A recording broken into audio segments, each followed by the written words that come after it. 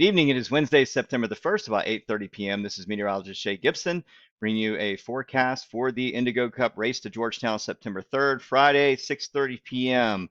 So wishing everybody the best of luck. I'm going to be at the Skippers meeting tomorrow night, so I'll see you there for a final forecast. But here's the website, the home page, where you can find all the racing information. They make it very easy for you to find right there on the splash page. You go to Skippers Information, Offshore Wind and Weather, and you can see my forecast and the prior forecast from Monday night.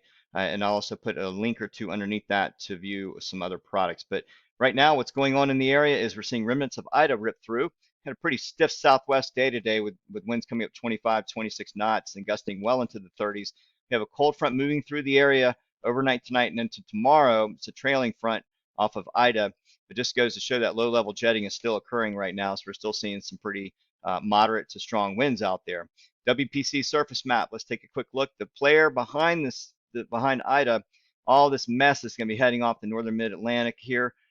This front's going to get squashed by this high pressure over the Great Lakes, and that is going to push the front down and off the coastline in time. You can see what's going on there, dropping into the Ohio Valley by tomorrow.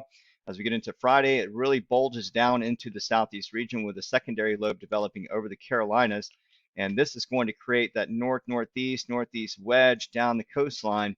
Tomorrow, as we get into Friday, things start to relax a little bit as, let me see, we get to 12Z, and then this is Friday evening near the race time start. Where this high pressure is bottled up here, we're seeing a little bit of a kink in that flow, but the winds are going to start coming in from the east.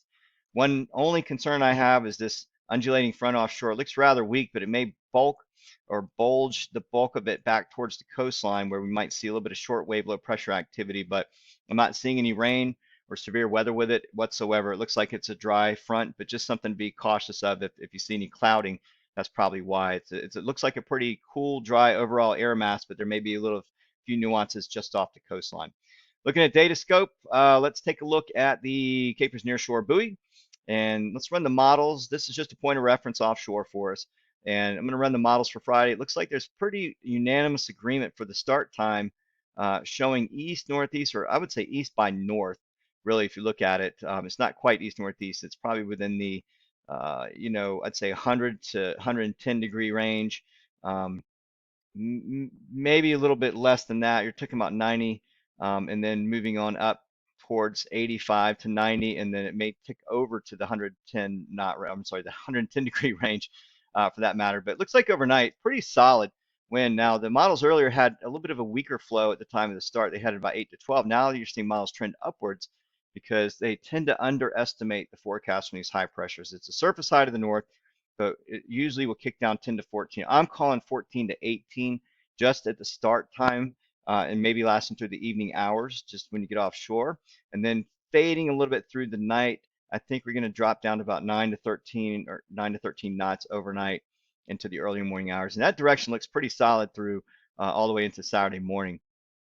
So that's pretty much the course, is coming out of the jetties, and then one thing, you may be in the irons when you make that turn port side. With this wind coming in this direction, you're going to be in the irons.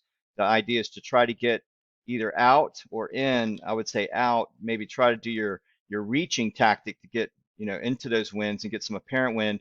It really depends on how you want to look at it. You can either beeline north and then tack over north again, however you want to read it, but it really is going to depend on the absolute wind direction at that time.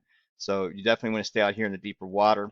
Let's go ahead and take a look at the currents for the area, and it looks like looks pretty straightforward. Now this is Friday night, 8 o'clock p.m., and I think this one ends at that particular time. Let me go forward one more. I don't think it goes out that far. Yeah, so this model was generated yesterday, and so it only goes out this far for right now. But it looks like the currents are going to be in line with those winds as you get further out. They're more easterly currents, east-northeast currents, Charleston. And if we run the tooltip, here, you can actually see the currents at about 0.5 knots. So half a knot in this bulk area. This is probably right outside the jetties where you see that. A lot of times you see that coupling of wind and the currents. As you get a little further to the northeast, the currents relax a little bit, especially you get into overnight hours. You may see less and less current as you head to the northeast. So this is the latest ROTFL forecast for the GRIBs for this particular product. And so it doesn't look like a whole lot of current. You may be facing, like I said, a half a knot, maybe even a knot out there. It depends on how strong. If those winds are 14 to 18, you may have another knot on top of that. So maybe 1.5 knots versus the zero point 0.5. So just be aware of that. Okay, let's go ahead and look at the Corp buoy. Now this supplements the Capers Nearshore buoy if you'd like to go there. I'll put the link to this underneath the forecast for tonight as well so you can look. But sea surface temperature is right around 84 degrees with a short period wind swell. That's going to continue through Friday.